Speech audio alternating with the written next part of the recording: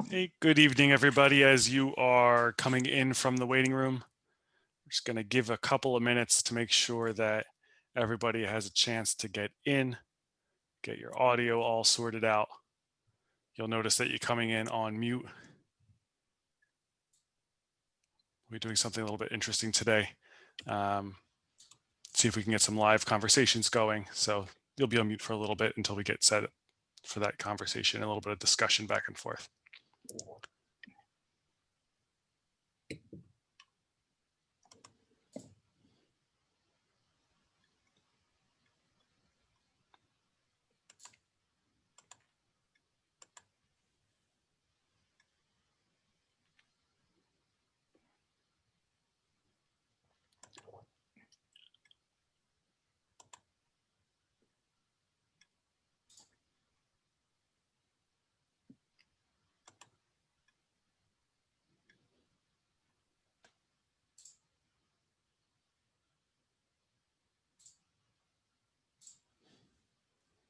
All right. I'm looking at my clock and I see 1 minute after 7. We have a full agenda for this evening, so it's time to get started. Good evening again, everybody. Thanks for joining us again here on a New Jersey Developmental Disabilities Network virtual town hall. Again, we're convening the DD community here in times of COVID-19. I'm Michael Brower. I am a managing attorney at Disability Rights New Jersey. I manage our community inclusion team, which focuses on legal issues facing people with developmental disabilities, along with all other kinds of disabilities who live in the community. I'm joined by representatives from New Jersey Council on Developmental Disabilities, Executive Director Mercedes Witkowski, who you'll hear from in just a minute. And from the Boggs Center on Developmental Disabilities, Colleen McLaughlin will be joining us as well in just a minute. I have a couple of housekeeping things that I want to address for tonight. We are letting everybody into the meeting on mute to start with, including folks on the phone. As we get into some of the substantive topics, particularly when we start talking about the reopening of day habilitation programs, we will have some opportunity for a little bit of discussion where we can unmute some microphones. We'll try to be doing that one at a time to make sure there's not too much clutter on the recording. We'll be recording this for folks who couldn't make it with us live tonight. I will ask if you're in the audience to disable your video. We're going to be using that, and I'll explain a little bit more detail later as a way to kind of raise your hand. And if you wanted to, show your face, let us see who you are, and talk on video, you can. If you want to stay on just audio, we're going to also work around that with the chat box. Again, this is the co-host that you'll be hearing from tonight. That's me on the left before COVID, Colleen and Mercedes, who look just as good as ever. I want to plug, as I always do, our Disability Rights New Jersey COVID.org page. That's drnj-covid.org. Any kind of COVID-related news or updates, any kind of webinars like this one tonight will be there available for viewing later. Upcoming webinars and town hall sessions will also be available there for registration links or for your viewing pleasure if you're not able to make one live. This is our agenda for this evening. We have two kind of quick pieces of information that are timely. One, just because we are October 29th and the election will be coming up shortly, I'll be giving some last minute voting tips that apply for people with or without disabilities. Colleen from Boggs Center will be giving us some flu vaccine resources so that we can all keep ourselves as healthy as possible as we run into the depths of flu season.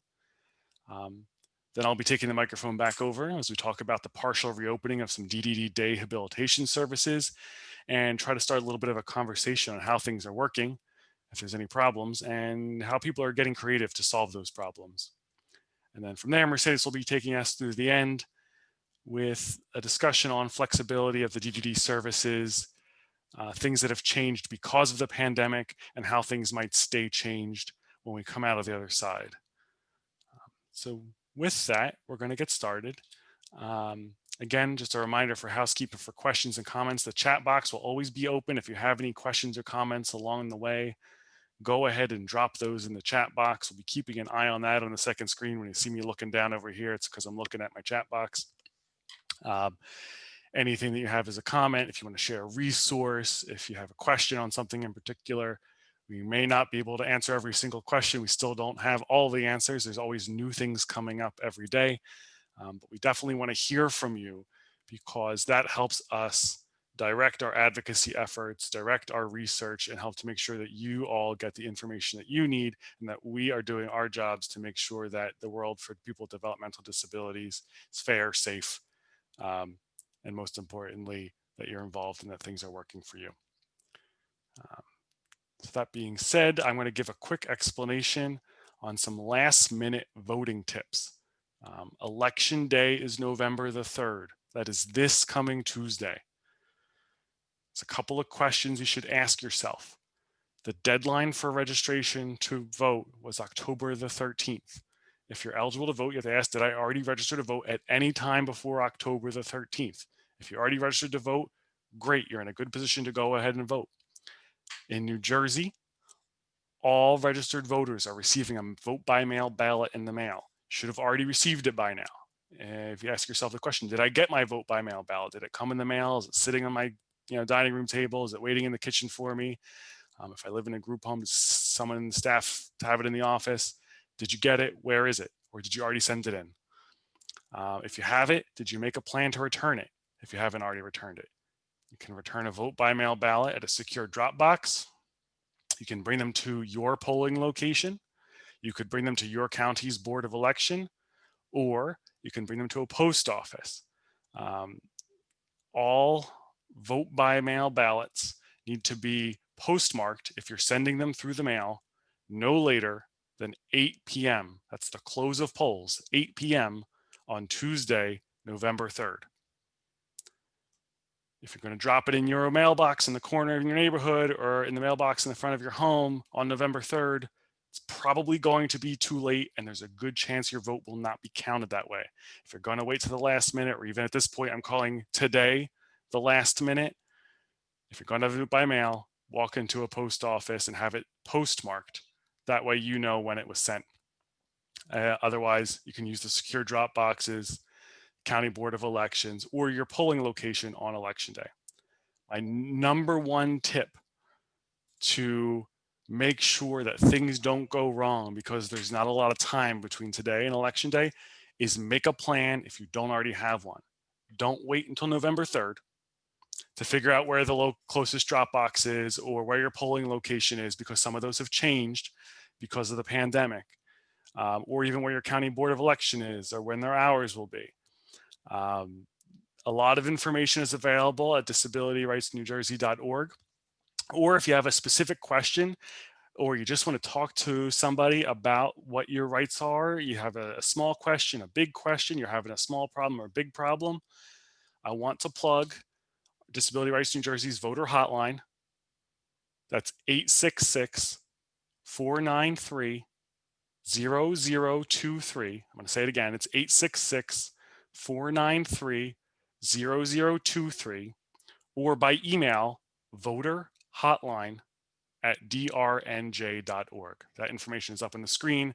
These slides will go up on our website as soon as we can, so that you have access to this before the election comes up. You can also visit drnj.org or drnj-covid.org for this information. If you have any kind of a question about your right to vote, the way to vote, I'm having a problem voting, use our voter hotline. Staff during regular business hours, and it'll be open during all the opening of the polls on election day itself. If you have any last minute questions, we're here, we're ready to help you. We have this dedicated for voter issues. It's very important that your vote counts. Ask us if you have a question, make a plan to vote. All right, that's my voting spiel. Colleen, I'm going to hand it off to you. Hi, everyone. We just wanted to take a few moments to remind everyone that while we're all overwhelmed thinking about COVID, that we don't want to forget that flu season is also upon us. And we don't want to forget that it's really important to get a flu shot to mitigate any risks related to getting the flu. And the resources that we have up on the screen now share some facts from the Centers for Disease Control, including some instructions and links to how you can find different locations to get a flu shot, including local pharmacies, of course, your own physician, as well as supermarkets and other places that may be offering the flu shot. In addition to that, we have developed a social story that can be used to help people with disabilities from childhood through adulthood, help to understand the importance of getting the flu shot and what to expect when getting a flu shot. So those resources are available on our website that's shown here. So thank you all. Stay healthy. Thanks, Colleen. Really, and these are just two timely messages that we felt now is the great time to get that out. Remind you if you didn't have that, the election and the flu, both very important, both worth paying attention to. And we've got some great resources here to help get you through both of those situations. All right, on to the meat of our conversation tonight. I want to start off our conversation about the partial reopening of the congregate day hab programs for DDD with a couple of disclaimers. One, obviously, I'm an employee of Disability Rights New Jersey. I don't work for DDD or for the state, so I can't speak for the Division of Developmental Disabilities. I'm going to report some information here. Everything here is vetted and true, but I want to just kind of put that out there in case anyone wants to know what's the state's position on this, that, or the other thing. I really can't speak for the state. That being said, the reopening or the partial reopening of these day habilitations programs has started and is underway. We know as of today, at least, that out of the 350 or so programs that existed in New Jersey prior to the pandemic and closed, about 204 have reopened. And of those 204 that reopened, we know that there's been 11 of those facilities have had some kind of COVID positivity, whether that be participants or staff persons. And we also know that those 11, as soon as they detected some kind of positivity, voluntarily closed without being asked to by the state. So that's probably to be expected with the state of the virus in New Jersey. I wanted to put up also on the page here the website for Department of Human Services coronavirus information, because some people may be listening to a recording later on. Things that we say may change down the road. It's always good to check the Human Services website to get the latest and greatest information. The policies are updated regularly and frequently, so it's good to look there. A lot of good resources there as well if you have questions about visitor policies, testing data. As Mercedes is going to discuss, some of the flexibilities and the changes in the delivery system. Tons of information, chock full of resources, and it's coming right from the regulators' mouths themselves. To kind of give an overview of what partial reopening really means, all of the programs, if they do reopen, are required to open at either 25% capacity or the number of people that they can maintain at social distancing guidelines, whichever is less. So I've got a couple of questions, and we're going to open up the lines in a minute to allow folks in the computer or on the phone to unmute themselves. But the kind of things that I have questions about is if you're using the same kind of a day program that you used before the pandemic, if you're going back, if you're one of these people who's in the 25% going back in, what do you see?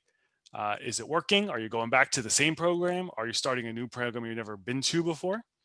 Are the programs following safety requirements? So for example, DDD requires these day programs to offer car, outdoor, or indoor screening with protections to make sure that the screening place, as folks come and go, and that's staff, that's participants, that's any kind of deliveries or anything like that, it's basically everybody except for emergency first responders, are getting a temperature check, getting screened for symptoms, that the hand washing is available as soon as they enter the building, that face coverings are being worn by everybody except those who have a medical exception or that can't tolerate it because of their disability. That there's plans to make sure that those kind of screenings are continuing, even if there's inclement weather. So we're going into winter, if there's snow or sleet, or if it's just very cold, making sure that those programs don't just, have people running off a van or out of their family's vehicle right inside without getting screened because it's cold or it's snowing. Do they have a shelter set up for the screening center? And then any kind of unusual incident reporting. So for the folks where maybe there is a positive test or somebody's concerned that they might be positive for COVID, whether those are getting reported or not. So I really want to hear from the folks who are using those programs. And I'm hoping that some of the people in the audience are either people who are going to the programs themselves or family with somebody going back to a day program in kind of the congregate setting.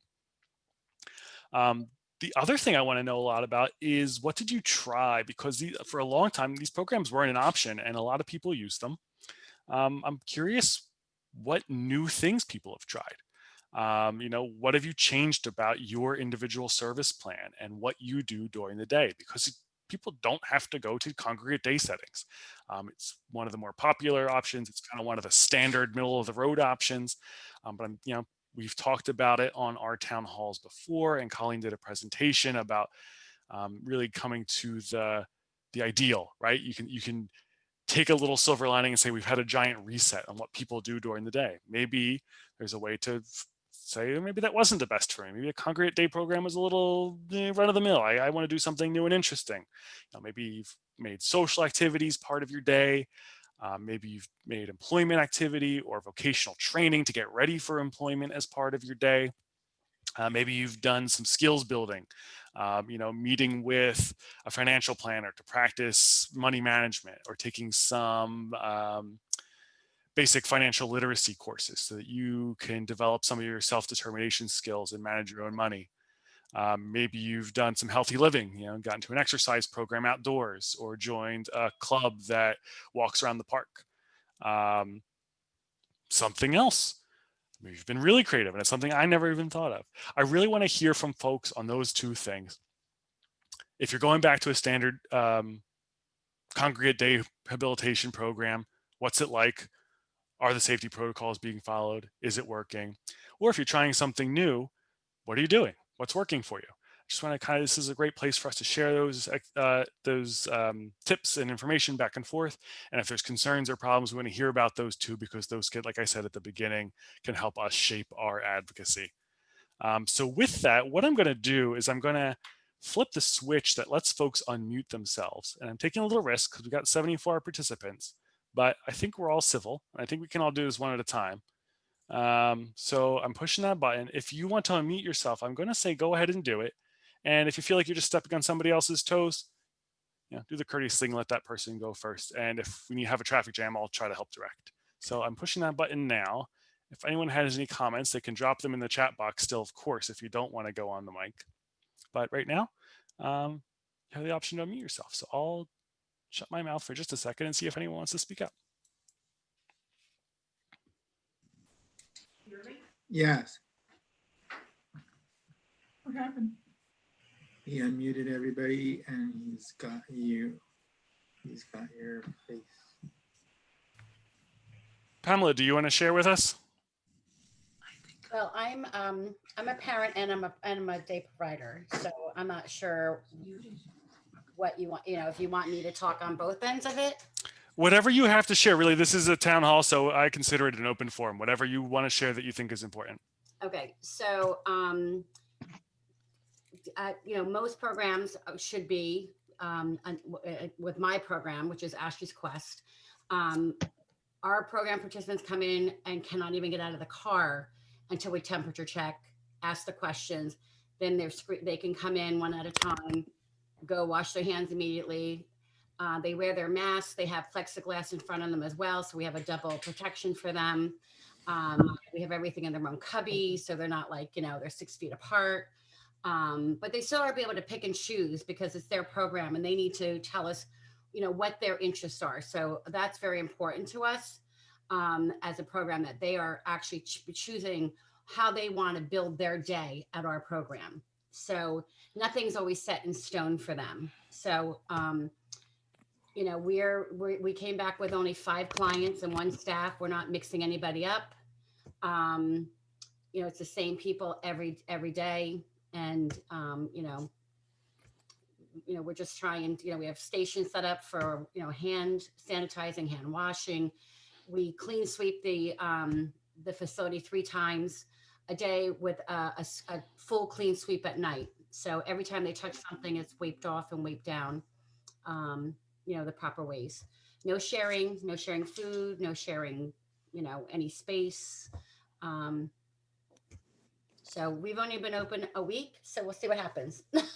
Well, That's great. It sounds like you guys are you're following those guidelines to a T then, being pretty strict with it. you have to. I mean, Yeah. this is serious business with these, young adults, and we don't want. I mean, it's a domino effect. They get sick, they take it home, they get their family sick, and they're out in the community. It's scary. But like I said, we'll see what happens. Okay. I appreciate you sharing with us. Thank you. I would like to say something. I'm Alicia Teto. Hi, Lisa. Yeah, go ahead. I am a parent and I'm also a support coordinator. My daughter only ever went to a day program 2 days a week, and it was more of a pre-vocational program. She was offered the opportunity to return to the day program, but we have staff coming into the house on a daily basis, self-directed employees. And so there was no urgency for her to go back, and she was not dying to go back. So I told them, save those spaces for the kids who really need to get out of their houses. But what I did do differently is she was not interested in participating in the virtual classes they offered because she has a lot of physical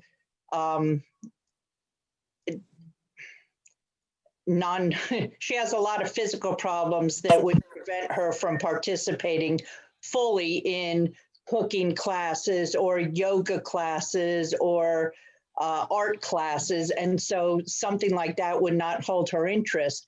But I did switch day programs to a program that they do have in person, but she's participating virtually. And it's all just talk, it's all conversation, not necessarily just, free flowing conversation. There's always a topic that, that they discuss. But anyway, bottom line is she's very, very happy with this virtual program. And she's excited about participating in it. She is, telling me that she's making friends. And she said, eventually, when we can go back, that I don't have to wear a mask, then I would like to try this new program, in person. So I'm, the silver lining is that this COVID problem has, opened me up to exploring new things for her. And that's the bottom line. Thank you for sharing that. That's helpful to hear that, you and your daughter have kind of readjusted to what's available here. I'd like to share something. I'm Dottie Blakesly. Please go ahead. Thanks, Okay. Dottie. My daughter is almost 29. She's in a day program. I also sit on the board of a day program. When COVID hit, the program immediately moved to Zoom and other more technical things. The plus side is Maddie learned how to text. Maddie's had a phone for, 6 years. She used it to play solitaire, and I used it to just track her. I could never really get her to text. But the day program did figure it out, and I found a whole new side of my daughter.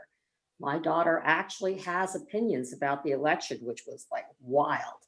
I didn't think she likes to write, so it was really very good. So we got her into texting. We got her on Zoom. I set up her Google Calendar and embedded all the hyperlinks so she could get on Zoom classes easily. Now she's moving on to FaceTime. So she's learning how to communicate in the same way that the majority of other people do electronically, which I think is terrific.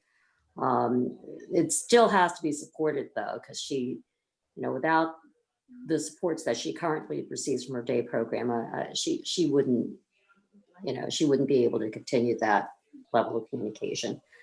So it's working well, but it worked well for about 5 months. And toward the 5-month mark, she was done. She was done with the whole Zooming thing. It was just over with. So it was good that day program started to open. Maddie's program opened the Tuesday following. I guess it was 9/20 that day programs were allowed to open. I don't remember exactly what day, but they opened up immediately. And about 2/3 of the people are back. So about 11 people full-time, about 4 people part-time, and then 2 participants elected not to come back. They wanted to stay, doing it remotely. There are a couple of things that I would suggest though.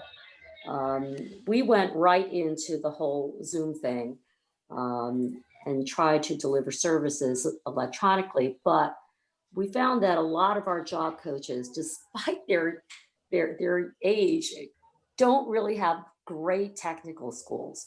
So I would strongly suggest that the College of Direct Supports embrace some sort of coursework on technical skills, on how to use a Google Calendar, how to write a program in PowerPoint.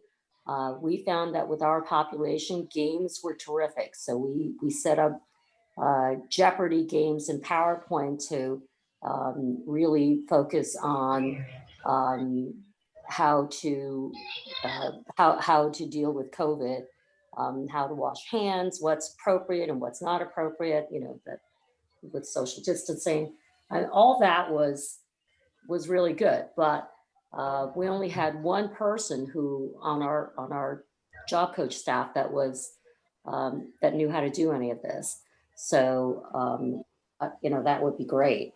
I also would recommend that we form some sort of shared database on programs that are produced that work well. There's just no reason, why my daughter's day program, they put a lot of work into setting up games in PowerPoint, why that can't be shared with other day programs. Okay, that's it. Thank you. No, I appreciate that. And I'm glad that you guys were, together building new skills. And it's, if she's got opinions about the election, if I can ask, does she have a plan to vote, or she already voted? Oh, she already voted. She voted the day after we got ballots. Great. All right, I'm just going to share this with you because this is so good. I sent her one picture and she called the guy by name. I sent her another picture and she said president. It was like so cool that she knew exactly what she wanted to do. That's great. I'm really glad to hear that. Thank you for sharing. I appreciate it. I'm going to take a little detour to the chat box because I see we've got a couple of chat entries. Let's see here. I've got a question about whether we can send the slides around from Bria. Bria, yeah, we will send the slides to everybody who registered. If you used your email address to register, you'll get a link to the slides and you'll see those go up. Jill put that in the chat box as well, so you know. I see a question from Sharon, was asking about some concerns she has about a child in a residential placement and home visitation for the holidays. Sharon, I'm going to punt. I'll be frank with you. So we have a town hall scheduled on November the 12th that's going to be focusing on children's issues.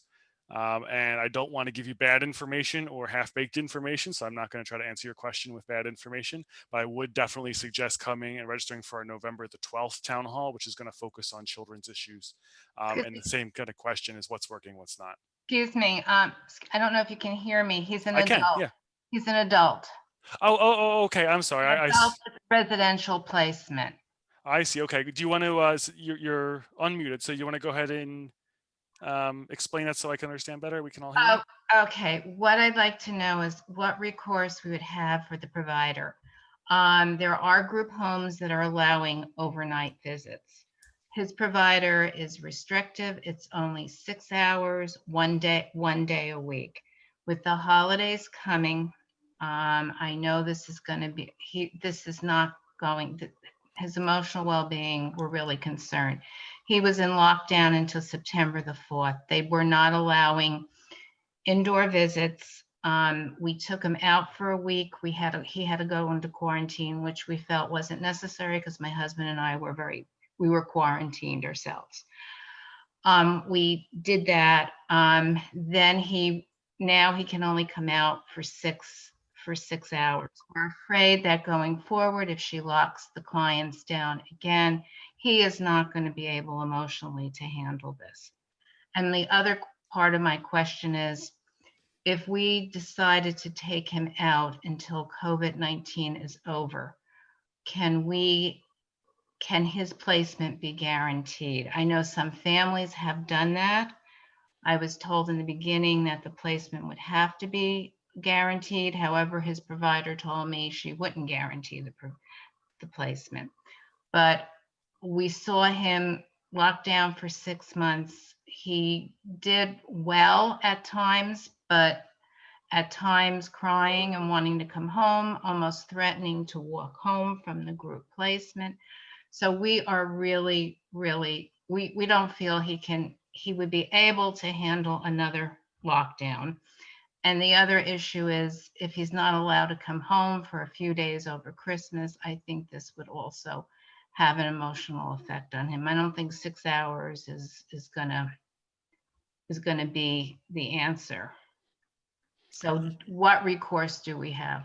And I understand the state has kind of left the policy up to the individual providers. Yeah, that really is the current state of the guidance from DDD is when it comes to those out of facility visits, it's up to the individual providers to make that decision. That being said, we've definitely heard it from a couple different places now that people are concerned about kind of what do I do if, I have my family member and they want to come home for a period of time. What is the options? Is there a mandatory quarantine? It's a little bit scattershot. So I hear you on that one, and I want to get a little bit more into it. I don't know if I've got an answer for you right now, but it's something where if you wanted to talk offline, you could always call through Disability Rights New Jersey's intake line. I'll put that up at the end of the slideshow for anyone who has a specific question we want to talk about case specifically. Just that way we don't have a confidential conversation in front of a bunch of people. No, that would be fine. The only thing is I'm going to have to leave because we have a video chat with my son every night. This helps. It's not the same, and I know he's looking forward to it tonight. So can I go on your website? Yep. If you go to drnj.org and you'll see a link for intake, that'll give you everything you need to know to get through. Okay, thank you. Thank you so very much. And it was very, very, very, very helpful. Thank you. Thank you so much. I can stay for a few minutes, but then I'm gonna have to leave. It was good to have you, and I appreciate you sharing your experiences. Thank you for your time.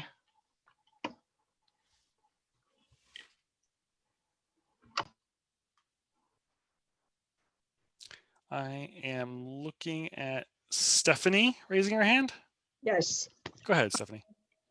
I'd like to speak about the virtual programming provided to our granddaughter, Stephanie. She is at the Center for Enhancing Abilities through Nita Das. I am perfectly comfortable with her staying home until this virus is completely under control. She has blossomed. The program is so robust for her. She goes to bed and tells me, get me up in time for yoga, get me up in time for Wild Card Friday. When we go to schedule something, she'll pull out her full schedule that they provide to us every weekend with programs that start 10 o'clock in the morning and go, some of them, to 4 or 5. They had a Halloween party last night on Zoom. They all had a blast. I just see not only a blossoming of her with her interests, but also the other participants. She's cooking, she's doing yoga, she's responding to questions. She's just opening up. I'm so happy with the virtual services provided, and I am in no rush to send her back to in-person sessions. Well, thanks, Stephanie. Yeah, I think that's an important perspective to get as well, right? Everybody is an individual, and everybody's needs and wants and what works for some people won't work for others, and what works great for or what doesn't work for other people works fantastic, right? So it's everyone's got to find what works best for them. I saw a raised hand, which I didn't even know how to do, so I'm glad that somebody figured it out, from Lauren. Yes, hi. My daughter is medically fragile, and she has 5 life-threatening conditions plus autism, just to keep it interesting. And I second what Stephanie said, that I'm in no rush to send my daughter back, and she doesn't want to go anywhere until masks are no longer needed. She is participating virtually, which I never thought she would do. And she's learning FaceTime, and she was crying because she couldn't see her best friend who is in that same day program. And now she gets to see her 5 days a week. And, you know, we are looking forward to going back because in person, she was also learning skills that she had never, even at her age, done before. Things like going bowling, things like shopping in a store, getting her own library books out, etc. So actually, both of them have benefits. Thank you. Thank you very much. I appreciate you sharing, Lauren. That's good to hear. In the interest of time, I'm just looking at the clock and I see that I've got 37 minutes after the hour, and Mercedes has a really important topic that she's going to be covering. I'm going to put a kind of a temporary stop on the microphones, and I'll ask everybody to stay on mute while Mercedes gives us an introduction to the next segment. And I've just remuted everybody's mics. So Mercedes, you should be able to unmute yourself, and I'll give you the next slide. Okay, great. Thanks, Michael. So good to see and hear everybody this evening. I think what we just recently heard really segues into this slide that you see here on your screen on system flexibility. So Lauren, Stephanie, Dottie, Pam, thank you for sharing, and others for sharing your experiences, because a lot of what you've spoken about, Alicia, around the types of remote activity and services that you're receiving are part of those system flexibilities that we're seeing across our many of our systems right now.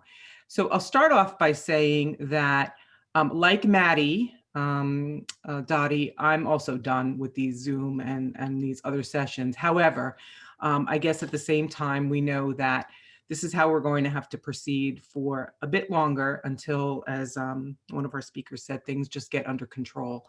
So let me talk about the flexibilities, and without getting into much detail, I'll just say that the federal government, through the Centers for Medicaid and Medicare Services, they offered some generic blanket waivers for states that helped in system flexibilities. And then in addition to that, the states had opportunities to apply for additional waivers, not the blanket waivers, but specific waivers within the way state programs operated, to request some additional flexibilities that we learned were approved early on in the pandemic.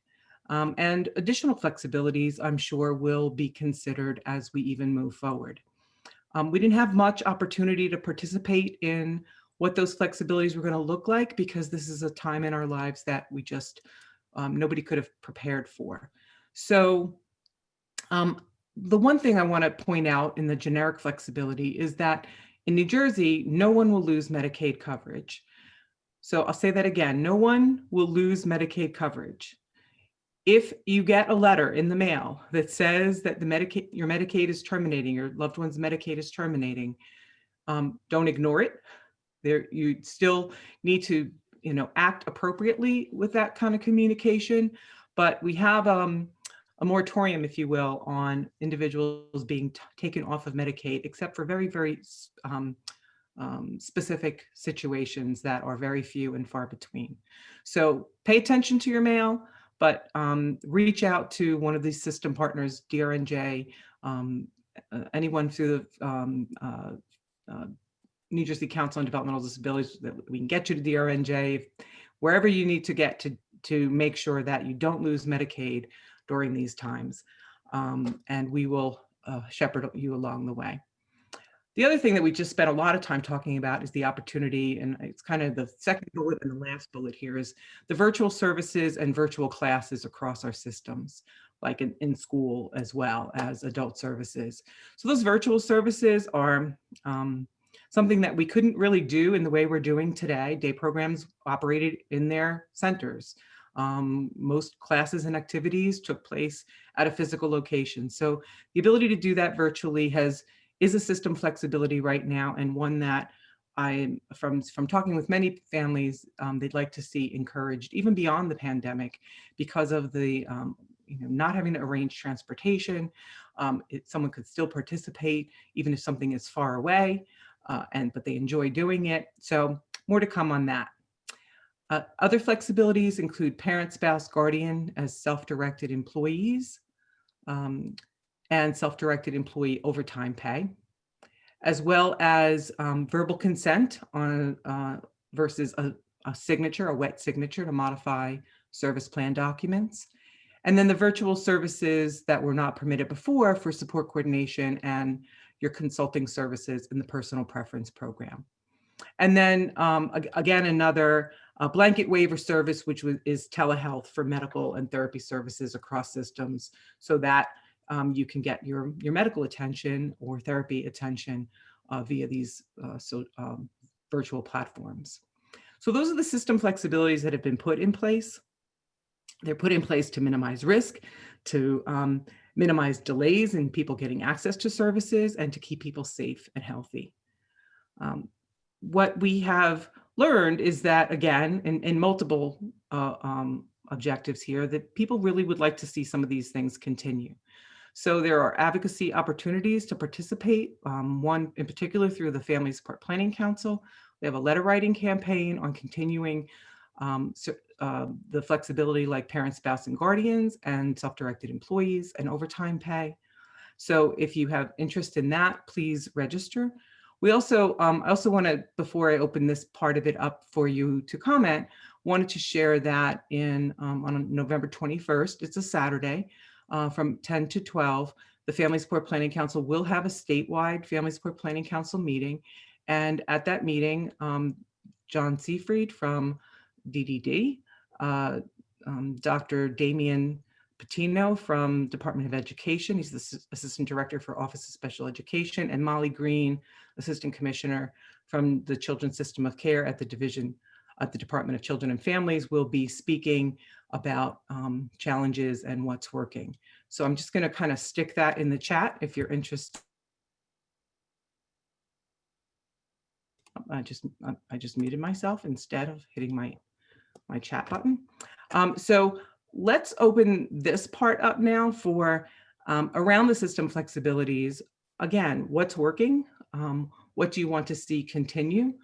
Is there a system flexibility that you'd like to see introduced that's not currently available, so that we can do as we did in the first segment, which was share our experiences so that others can learn and give us an opportunity to support one another. So I'm going to ask Michael. All right, I'm going to go ahead and flip that switch. And participants, you all should now have the option to unmute yourselves, and it worked great on the first segment. So let's keep that going.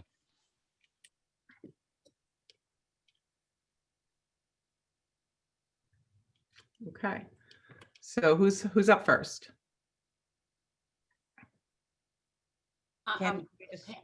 Well, I'm very happy about the parent and the spouse or guardian to be the self-directed employee. Since March 12th, I have not let a nurse in my home to take care of my daughter. nor does my daughter go anywhere out of the home or out of the car because of her medical needs. And for me to be able to, you know, have my spouse or a guardian be able to take care of her has just been a godsend. I mean, really. I know where these people are, and it's just that safety zone that we need right now. So I really love to see that and be a part of, you know, voicing my opinion on that. Okay, Pam. Well, I think that, I don't know if, I saw Kyoko on the line and Rebecca, if you could put in the chat links to your email addresses, and they can make sure that you get a copy of the campaign for that advocacy work. Again, the work that we do at Disability Rights New Jersey, at the council and at the Boggs Center needs to be informed by what you all have to contribute about what's important, what's working, what's not working, how systems need to be flexible and supportive of our children pre-COVID and today. So these are the opportunities for you to share, and we appreciate that. The telehealth, I mean, she's got a slew of doctors, has just been just great, because I mean, they can see her, we can talk about issues, and we've been able to problem solve a lot of things through the telehealth. So that is just super. I mean, really working, you know, fabulous. Sure is. Never thought it could, you know, but it's. Yeah, we never did think it could, and Yeah. and then until you're faced with the situation. So Exactly. that's good to hear. Let me see. There is something in the chat here from Gina Marie about library services being very wonky. I'm just getting my chat's getting cut off here. I don't know if things are popping up. No reasonable steps. Reasonable helps me to say that I'm just trying to get through this. About wearing masks.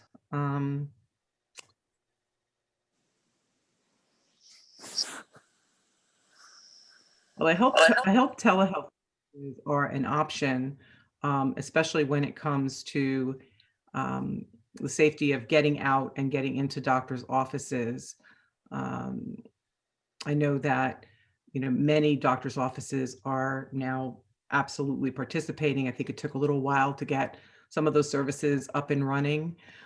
You can certainly contact your managed Medicaid, your managed care organization if you're having trouble with a particular doctor that you see, in order to get an alternate doctor in your plan to conduct a telehealth visit. We certainly, I think the big message here is we don't want people to not get the health services that they need. And so the telehealth is an option, although doctors will still schedule in-person, in-office visits. It's just an opportunity to avoid that if possible. But we don't know what your health conditions are. And I think the most important thing is seek medical assistance when you need it. And telehealth is an option that helps get you to that point without an in-office visit. I see another comment about parent self-directed is wonderful. I'll just say that, you know, this is a flexibility that many families had been advocating for well before the pandemic. So when it came up very early on as a flexibility, there, you know, was a great round of applause around the state. So in particular, that's an area that the division has not indicated that, you know, it's going to end anytime soon. All of these flexibilities are available through the end of the public health emergency, which at this point is has been extended to early January. And if we see an extension, another 3-month extension after that, then these flexibilities would remain in place. But equally important, these flexibilities should not just shut down. It's, you know, it's very hard. We turn the switch on, but to turn the switch off on these flexibilities would be very troubling, and the state recognizes that, and they know that there would be a need to, you know, slowly pull back on flexibilities that are currently in place. Anybody else have a comment? I'm sorry, this is Dottie again. I'm going to just say this really quick. First of all, I agree with everything you just said. All those flexibilities really have to stay in place. But I've been working on trying to get an answer on a day program issue for the last month from DDD, and I I finally got an answer. I just thought I'd share that with you just in case you guys were in the same position. Maddie's day program, they started the day program, then they go out to work with their job coaches, then they go back to program. And that kind of return back to the day program after they go to work was problematic for DED. They finally told me at 4:30 today, no, it's fine as long as everybody gets screened before they come back to the day program. Okay. Yeah, thanks for that, Dottie. I have just something I want to share. Sure, Amy. Okay. For those interested in the self-directed employee overtime pay, I just want to let people know that my assemblyman has drafted a bill to make that mandatory. When I tried to get the assembly interested in it, it seems that you need a lot of people to get them to actually put a bill up to vote. So maybe as part of the letter writing, we could get involved with that bill. Yeah, if you could send that bill number over to Kyoko. I just and Rebecca's email is also in the chat. Yes. Then we can include that in those communications. So the chat will be sent along with the slides? I think we have the power to do that. So if that would be helpful. Yeah. Okay, there you go. It's a done deal. Thank you. You're welcome. Anyone else? I know we're coming close to the hour, but let's get a few more people if we can quickly. I wanted to add that this is Lisa Weissbach. I wanted to add that having the self-directed employee be able to work more than 40 hours has been incredibly helpful. In my household, we have an individual who is medically compromised, and having one additional person coming into the house has been so helpful. Plus, other people weren't able to work when the lockdown occurred because of childcare needs. So it would be wonderful if that was able to continue, or if there was a way to have that continue. Also, the telehealth has been amazing. Not to have to drag my son into doctor's offices, and he has a very hard time holding still and keeping his voice down. So it's been really wonderful. And I can certainly say that for people in our region, that the parent, spouse, and guardian being able to self-direct has been a huge help for many families. It's really taking a lot of stress off the families that we don't have to worry about. Well, it's also helping families support themselves during this time, because many people, because of our responsibilities with our loved ones, were not able to continue working. Mm-hmm. So many people.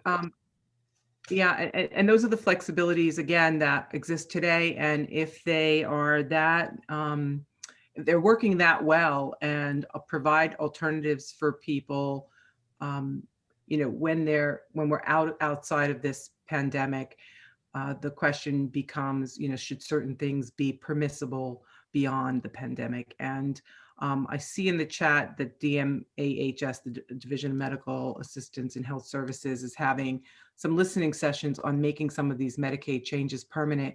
We also have an innovations officer at the Medicaid office. His name is Greg Woods, and at a recent meeting, he shared his contact information and willingness to, you know, for you to write to him with any of the flexibilities that are working and what you would seek before, you know, in addition, beyond the pandemic. I also see in the chat someone, I think it's Anna, asked about creative arts therapies being recognized by CMS in the two program supports, and I'm assuming you'd also include that in the community care program. That's a service that's recognized in other states. So again, I think, Michael, if we could share Greg Wood's email address, and I'll get that over to you so that when the slide deck goes out and the email including the slides and the recording, perhaps we can make sure that people have those contact email addresses handy. That'd be great. I have a question Sounds to good. ask, if I may. So one of my concerns is that I have not had Ashley's nurses here since March, nor do I want them here because I'm afraid. Will I lose those services at some point? Will Medicaid say, you know what, you didn't need them? I do need them because I'm doing all the work, or have somebody else helping me do the work. Would that maybe come into play, that I could lose the nursing when I want to go after this pandemic is over and I can go back to it? What are your thoughts on that? So Lisa, I'm going to jump on that one if it's okay. And Mercedes, I don't want to cut in on your I section. appreciate that. Go ahead. So this is my wheelhouse. So anytime that you have an ongoing service like that in private duty nursing, I assume is what you're talking about. Yes. The managed care organization, before they were to terminate it, if they were to say, no, you're not entitled to receive that anymore, they'd have to send a notice with an explanation on why and an opportunity to appeal. Yeah, I already went through all that. So I had that problem right before the pandemic, believe it or not. And I actually had to go before, I had to go to the court. I went to, the iPro, and, we escalated all the way up, and actually just took my daughter to court. And I don't know if it was a good or bad thing, but she had a horrendous seizure the night before and went into court a hot mess.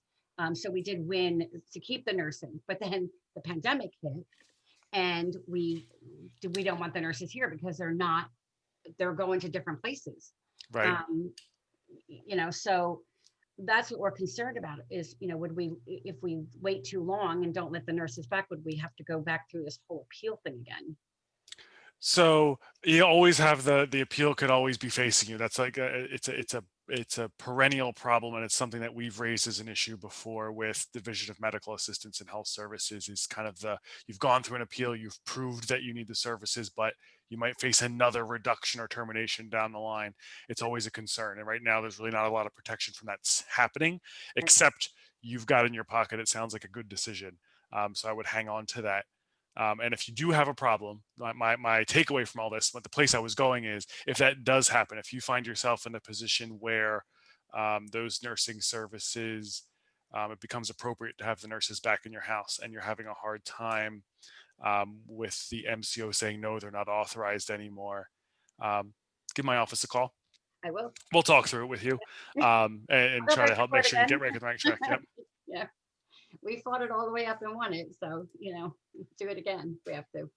Great. Okay. Yeah. Hopefully it's not an issue, but we never know what happens. There's always a little bit of unknown in the future. So it's a crazy time. Yes, it is. All right.